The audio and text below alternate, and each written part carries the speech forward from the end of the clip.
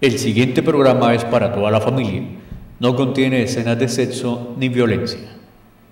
La historia de Zapatoca ha sido vivida por sus moradores y contada por extraños. Sus calles, rectas como la conciencia de sus hijos y anchas como los caminos de la superación, fueron trazadas en un sitio deliberadamente escogido por su cielo limpio, su clima de seda y un sol suave como una caricia. Con la honradez, la austeridad, el trabajo y el honor como patrimonio. La villa se hace amar y se deja amar. Relatar tantos recuerdos es para no acabar. Zaguanes, portones y tejados reviven historias de sacrificio, amor, esperanzas y frustraciones, de ausencias y regresos y de cosas que se fueron. Y lo más cercano a nosotros, nuestros antepasados. Se amañaron tanto en la villa que parece que no se han querido ir del todo. Se les siente por todas partes. César Ardila Gómez.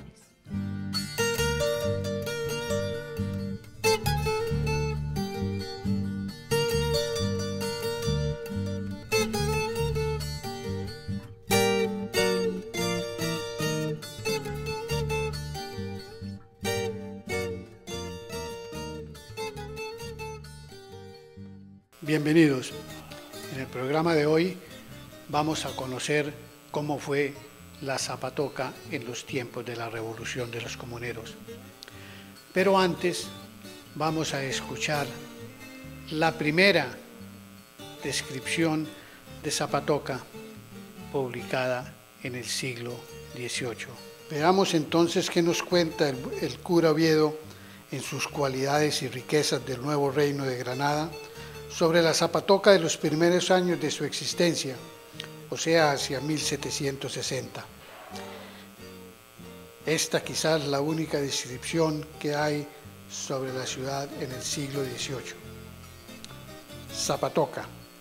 El curato nuevamente creció con el vecindario que le había quedado del pueblo de Guane. Su temperamento templado y país sano y ameno produce frutos de maíz, yucas, tabaco, etc. Su iglesia de maderos y teja, con poco ornato, su vecindario gentil, dócil y humilde y de buenas costumbres.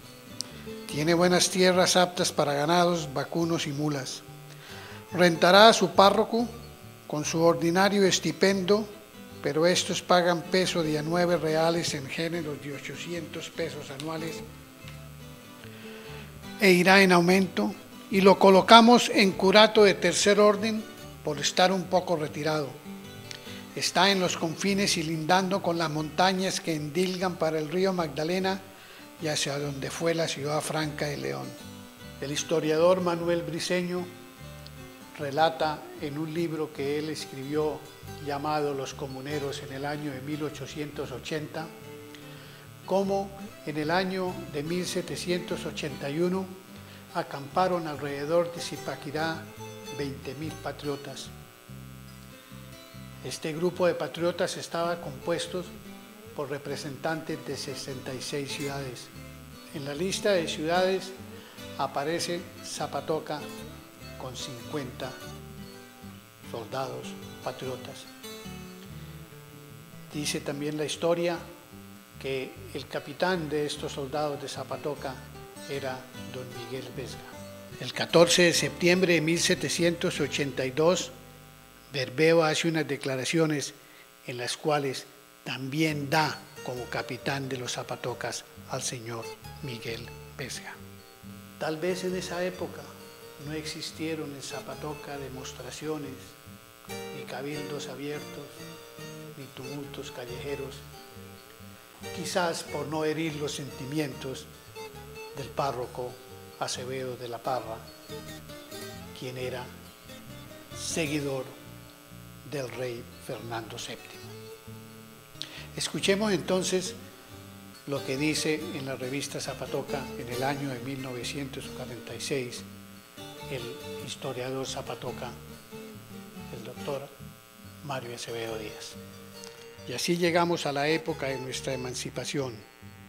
Ni en la gesta comunera, ni en la guerra de la independencia se hizo sentir Zapatoca.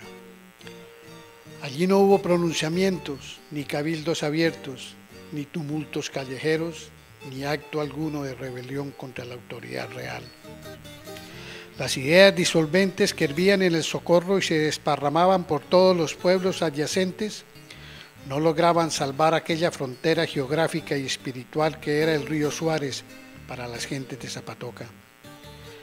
Bien es verdad que durante la Reconquista hubo algún fusilamiento en la plaza pública para castigar actos de insubordinación al rey y a sus déspotas representantes, pero en tales actos solo tomaron parte gentes de bajo pueblo, especialmente mujeres y algunos muchachos entusiasmados con las nuevas ideas. La gran masa de la población estuvo ausente de todo acto de rebeldía. Aún más, era adicta a la causa monárquica. Era el Zapatoca incapaz de sentir el elán patriótico que sacudía de una punta a otra medio continente, en manera alguna. Pero en el corazón de aquellas gentes campesinas injertadas desde las montañas de Navarra y Aragón, desde la meseta castellana directamente en esa solitaria almena de los Andes, había un sentimiento más poderoso que todas las conmociones políticas y sociales, un sentimiento aventado con la sangre a través de las generaciones y los siglos, allá desde la remota España medieval, un sentimiento hincado con profunda raigambre en el hombre y en la tierra de Zapatoca, el amor, el respeto a la tradición. Ese amor y ese respeto a la tradición que en lo religioso se nos representa en una fe inconmovible de los primeros cristianos de las catatumbas y en lo político, ayer en forma de fidelidad al rey, más tarde como godismo y siempre como defensa del orden contra los principios disolventes de la anarquía. Para aquellas gentes del Zapatoca de 1810 aparece escrita la máxima gotana: prefiero una injusticia a un desorden. Pero mientras los soldados de la independencia peleaban batallas contra el déspota español, los zapatocas peleaban otra batalla menos espectacular, pero no menos efectiva para fundar también patria. En el año de 1805 llega a Zapatoca un personaje quizás hoy inadvertido en la historia de nuestro municipio. Este personaje fue el padre Manuel Esteban Vega. El padre Vega, quien estuvo en Zapatoca como párroco por 29 años, fue también el fundador de nuestro cementerio, el Camposanto. También el padre Vega fue quien arregló las torres de la iglesia que en un tiempo estuvieron algo deterioradas. Padre Manuel Esteban Vega, desde el púlpito, siempre demostró su amistad hacia las ideas del Libertador y no comulgaba como los otros sacerdotes anteriores a él con el rey Fernando VII. Había llegado a tal punto el apoyo de los párrocos anteriores hacia el rey Fernando VII que en una ocasión se iluminó el pueblo y la iglesia con velas para pedir por la fecundidad del príncipe heredero. También se labró en la fachada de la iglesia el escudo de Castilla. Pero el padre Vega, con ideas muy distintas a estas, desde el púlpito y con sus amigos, siempre promulgó la revolución y se dice que llegó a ser muy amigo del Libertador Simón Bolívar.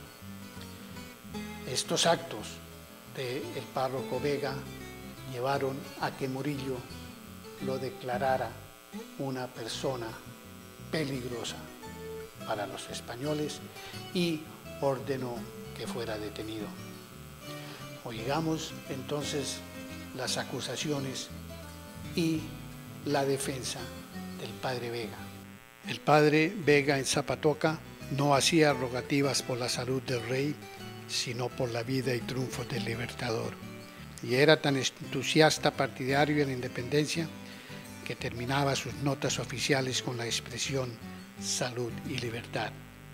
Por tal motivo, Murillo lo consideró como uno de los principales cabecillas de la rebelión y lo hizo poner preso para someterlo a juicio por el crimen de su patriotismo. El resumen de su proceso dice así: número 40. Don Manuel Vega, cura de Zapatoca de la provincia del Socorro, resulta en contra ser uno de los rigurosamente comprendidos en las disposiciones de las leyes 9 y 19, libro primero, título 12 de las municipalidades, agregando a esto otros varios delitos que constan de su proceso. Por tanto, pido que sea remitido a España con su proceso, quedando suspenso ad divinis, sin permitirle ejercicio de orden sacro, y que sus bienes sean aplicados al real erario. Uno de sus acusadores declaró que le habían oído varios sermones en los que exhortaba a los concurrentes a la defensa de la independencia y libertad de la patria, y que lo mismo hacía en las casas de los integrantes del cabildo, exhortando a los alcaldes capitulares y a todos los vecinos a que contribuyesen con sus personas y caudales, que tuvo amistad con los partidarios de la Asamblea Insurgente. El procesado dijo en su confesión que juró la independencia, que no animó a sus feligreses a que tomaran las armas, sino que solamente había dicho que su parroquia era una plaza fuerte y que se podía defender aunque fuese con ondas o arrojando piedras, que era cierto haberse ocultado una noche llevándose consigo la custodia de un cáliz, pero que lo hizo por el temor que le había infundido la noticia de que las tropas habían saqueado la iglesia de Río Negro. A raíz de estas acusaciones, el doctor Vega fue llevado a la cárcel y fue desterrado del país. Fue llevado a la cárcel en Venezuela y de ahí a Cádiz, en España, durante más de un año. Oigamos entonces algunas de las dificultades que tuvo que afrontar el párroco durante su detención y durante su destierro. Fue llevado a la cárcel y fueron presos de improviso sin tiempo de prevención ninguna, custodiado por 12 bárbaros que lo arreaban a punta de bayoneta con insolencias, y a unos daban planazos con el sable y a otros con el garrote. Después de algunos días de arresto vino la marcha hacia el destierro, unas veces a pie, otra montados en potros herreros sentados en un enjalma sin saber el lugar de su destino, esperando la muerte en cada lugar, todos los días y en cada momento, muertos de hambre, cerca de 40 eclesiásticos que su multitud imposibilitaba los auxilios y redoblaba los padecimientos, muchas veces sin haber tomado un pocillo de chocolate en todo el día, que la ración de $1,50 que nos señaló Morillo no se nos daba sino cada 15 o 20 días, cuando llegábamos a un pueblo donde hubiese casabe, pan de yuca o papelón, y si era carne lo que nos daban, esta venía hecha a trozos en una artesa sucia y llena de sangre.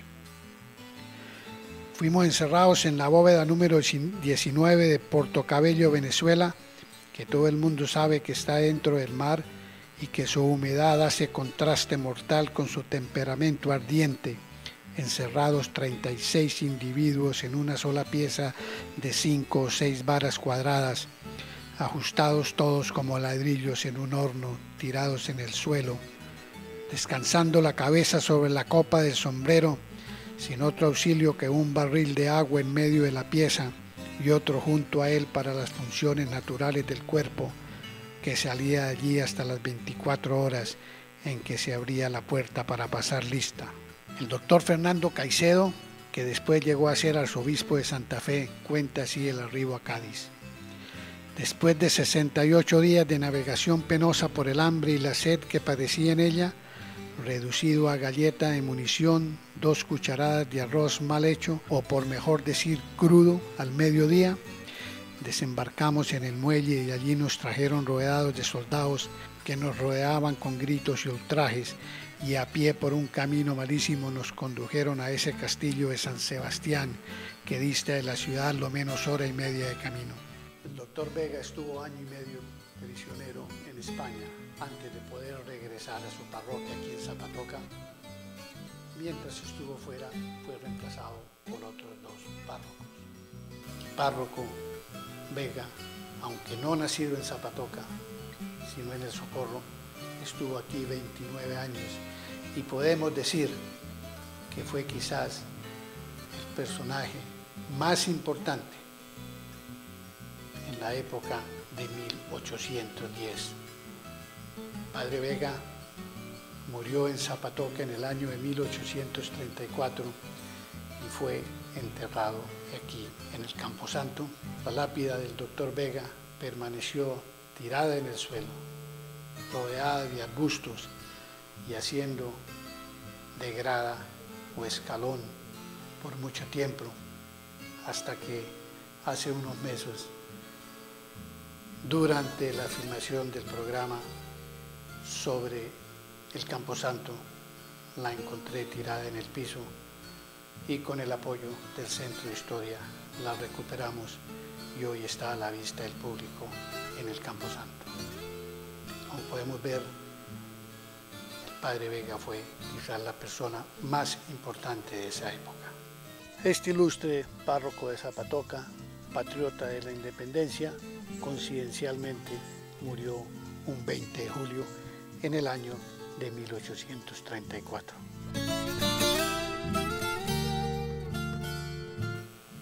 Zapatoca no estuvo muy ligada a la independencia de la República, por cuanto la mayoría de sus habitantes eran de origen español y tenían muy buenas relaciones con el rey y con sus representantes aquí en el país. Solamente durante la Reconquista se presentaron algunos proyectos de aislarse, y eso era normal por cuanto llegar a Zapatoca era difícil. La capital del estado estaba la capital de operaciones estaba en El Socorro. Para llegar aquí tenían que atravesar el río y los ciudadanos, los que manejaban el gobierno español, quisieron hacer de Zapatoca un centro de reclusión donde podían hacer lo que quisieran sin que nadie les dijera nada por su aislamiento. Parece ser que esa cualidad, esa característica ha seguido vigente y aquí seguimos todos haciendo lo que nos provoca, aunque no estamos aislados, pero nadie nos dice nada. Fominaya era quien gobernaba desde El Socorro y dispuso que todos los municipios, las poblaciones, construyeran una parte del camino que quiso abrir hasta Barrancabermeja, hasta el río Magdalena, porque Barrancabermeja no existía cuando eso. O sea que a Cabrera le tocó un trayecto, a Barichara otro, a Zapatoca otro.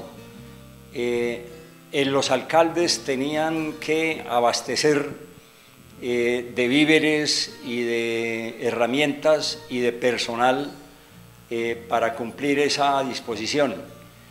Hay una historia sobre el alcalde de Cabrera que no cumplió con ese compromiso y fue enviado a Zapatoca junto con su sobrino, que era el encargado de distribuir los elementos. El señor Rincón era el alcalde y el señor Afanador, su sobrino. El alcalde fue condenado a recibir 200 azotes aquí en Zapatoca y al señor Afanador condenado a ser fusilado.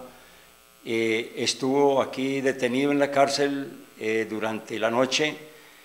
Al día siguiente el alcalde fue exonerado de la paliza y junto con el cura imploraron a Retamat, que era quien estaba aquí encargado de esos suplicios, le suplicaron que le perdonara la vida al señor Afanador, lo cual accedió con la condición de que tanto el alcalde como su sobrino tenían que ir a trabajar en la carretera, en el camino, hasta que se terminara. De modo que en esa forma se cumplió ese proyecto. Lamentablemente, cuando terminó la Reconquista y llegó la independencia, fue nombrado el coronel Antonio Morales a dirigir la población del Socorro y ordenó destruir los caminos que habían construido por ser hechos por los españoles. Es una lástima porque esos caminos, la orden que tenían era de que por ellos debía pasar una carreta, de modo que en este momento, si existieran, teníamos una carretera empedrada para pasar carros livianos. Esa fue la situación. La cárcel de Zapatoca fue el centro a donde mandaban a los ciudadanos nacionales a purgar sus penas, y aquí Retamad los castigaba en manera inmisericordia. Llegó entonces la época de la Reconquista y surgieron varias guerrillas. Entre ellas cabe anotar la llamada la guerrilla de Zapatoca. De esta guerrilla no se sabe quiénes fueron sus miembros, pero lo que sí es cierto es que actuó en las inmediaciones de Zapatoca y el Socorro. También de importancia entre estas guerrillas fue la guerrilla llamada La Niebla, que en muchas ocasiones actuó al lado de la guerrilla de Zapatoca. El surgimiento de estas guerrillas, después de que fueron derrotadas, llevó a que se llevaran a cabo fusilamientos de miembros de estas organizaciones. Algunos de estos fusilamientos se llevaron a cabo aquí en la plaza pública de Zapatoca. Oigamos entonces los nombres de aquellas personas que fueran fusilados. Registremos entonces los nombres de los mártires de la patria, posiblemente sacrificados en Zapatoca, eligiendo entre las varias listas que se han publicado la que trae la historia de Colombia de Henao y Arrubla. Agregamos las dos mujeres más cuyos nombres se ignoran, según lo expresa el doctor Horacio Rodríguez Plata, y mencionadas también por don Fulgencio Gutiérrez. Juana Ramírez, fusilada en Zapatoca en marzo de 1818 como auxiliar de las guerrillas. Fidela Ramos, activísima colaboradora de la guerrilla, sacrificada en Zapatoca el 11 de diciembre de 1818. Juan y Miguel Ruiz, naturales de Chima, jefes de la famosa guerrilla La Niebla, fusilados en Zapatoca el 13 de diciembre de 1818. Evangelina Díaz y dos mujeres más, cuyos nombres se ignoran, ayudantes de las guerrillas, sacrificadas el 9 de julio o agosto de 1818. Ignacio Calvo, natural de Zapatoca, fusilado el 1 de enero de 1819 como comandante de una guerrilla. Fuera de Ignacio Calvo, que es de Zapatoca, no se tiene ninguna prueba de que los otros fusilados sean nacidos en Zapatoca, porque no se ha encontrado en la parroquia la información pertinente a sus nacimientos. Tampoco, lo que es muy raro, no se ha encontrado partida de defunción en Zapatoca de ninguno de los fusilados en este municipio. ¿Qué pasó con los cuerpos de estos fusilados? No se sabe. También vamos a hacer mención importante de algunos zapatocas que fueron héroes en las diferentes batallas que se libraron para la libertad de nuestro país. Oigamos entonces los nombres de estas personas. Los nombres de estos patriotas anotados por los historiadores son Mayor Santiago Gómez Díaz, Sargento Marcelino Gómez y capitanes Patricio Prada, Vicente Atuesta y Donoso Serapio.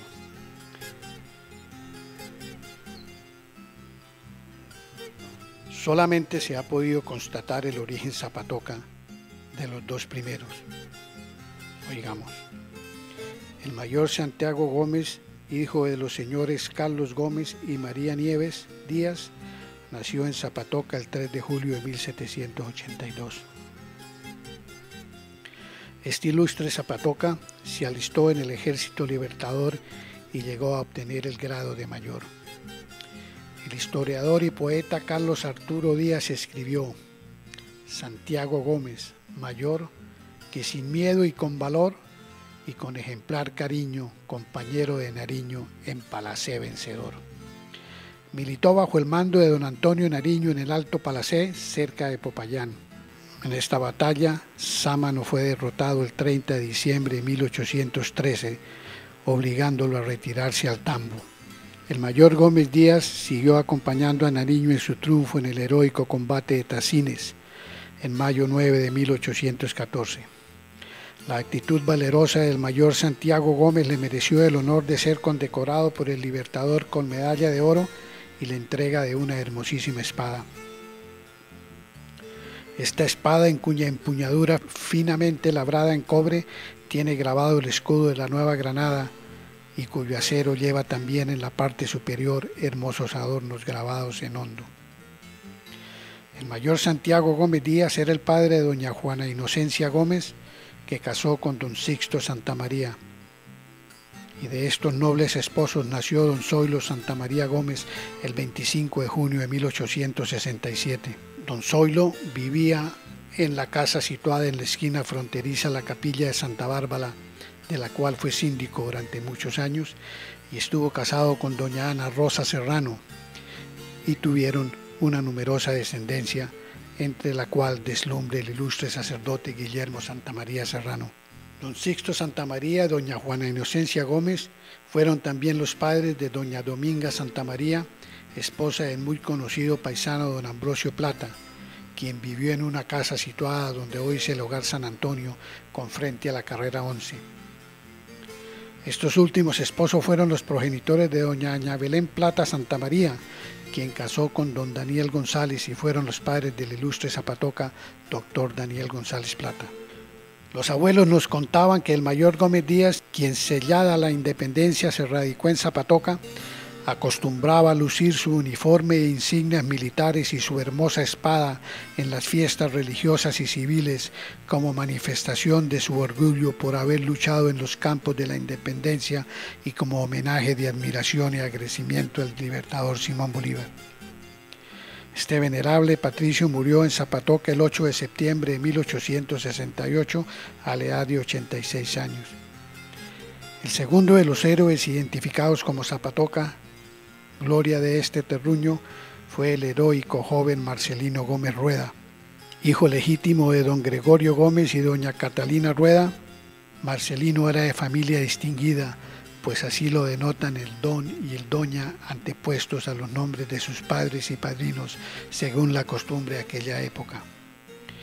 El historiador y literato Benjamín Ardila Díaz visitó el Museo de la ciudad de Valencia en Venezuela y allí pudo admirar 8 grandes lienzos conmemorativos de las principales batallas ganadas por el bravo venezolano José Antonio Páez en la Guerra de la Independencia. Uno de estos cuadros pinta la batalla de Queseras del Medio, y allí está la lista de los 153 combatientes, entre los cuales figura el nombre de Marcelino Gómez, del cual se anota que era colombiano, nacido en Zapatoca, y quien entonces solamente contaba 18 años de edad. Este valiente y joven héroe continuó acompañando al Libertador en la Nueva Granada y tomó parte en la batalla de Bomboná, ya con el grado de sargento mayor, a pesar de su corta edad. Allí murió este generoso joven, el sargento mayor Marcelino Gómez, de solo 21 años de edad. En el año de 1819, algunos sobrevivientes de la guerrilla de la Niebla se tomaron el poblado de San Vicente y quemaron algunas de sus casas, diciendo que era en venganza por el encarcelamiento y el fusilamiento de Fidela Ramos, quien era auxiliar y miembro de la guerrilla de la Niebla. Aquellos 3 años de terror bajo Retamal fueron una prueba demasiado dura al realismo santurrón e ingenio de los buenos zapatocas. y las ejecuciones con que los agentes de Murillo turbaron durante aquellos 1000 días la paz eglógica de la recatada villa de Benavides, fueron agua lustral que depuró en el alma de los Zapatoca su apego a un rey idiota y desnudó en ella el diamante prístico de su aquilatado patriotismo. De suerte que aquellos nuestros abuelos que por un profundo respeto a la tradición veneraban en 1810 a Fernando VII, en 1819, gracias al terror de los pacificadores, abrieron sus ojos a la alborada de Boyacá y con el mismo entusiasmo, con idéntica honradez y buena fe con que habían servido a la monarquía, consagraron de entonces para siempre su amor a la República. Así pues, cuando las nuevas autoridades fijaron a cada pueblo la cuantía de los fondos con que debían auxiliar a los ejércitos libertadores, Zapatoca, a pesar de la miseria en que la dejaron postrado Fominaya y Retamal, sobrepasó generalmente la cuota que le había sido prescrita, dando desde entonces, como muchas veces en su historia, muestras de su desprendimiento por toda noble causa. En premio a estos desvelos, el Congreso Constituyente de la Villa del Rosario de Cúcuta hubo de concederle a Zapatoca el título de villa, no como una prebenda, sino como credencial de ciudad patriótica. El Congreso de Cúcuta se llevó a cabo en el año de 1821 y la concesión del título de villa a Zapatoca fue por decreto del general Santander el 5 de abril de 1825. Después de haber vivido esos funestos 3 años bajo Retamal, Zapatoca pasó a escribir quizás una de las páginas más gloriosas de la historia de nuestro municipio, que fue la fundación de pueblos.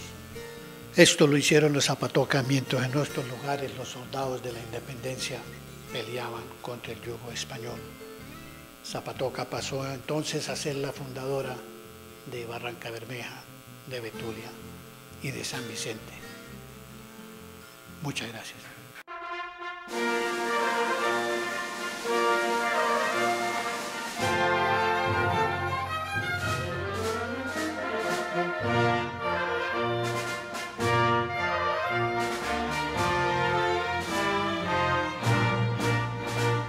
Social, entretenimiento, cultura, deporte, actualidad, salud, personajes, todo en un solo canal. Telezapatoca, proyectando la imagen actual.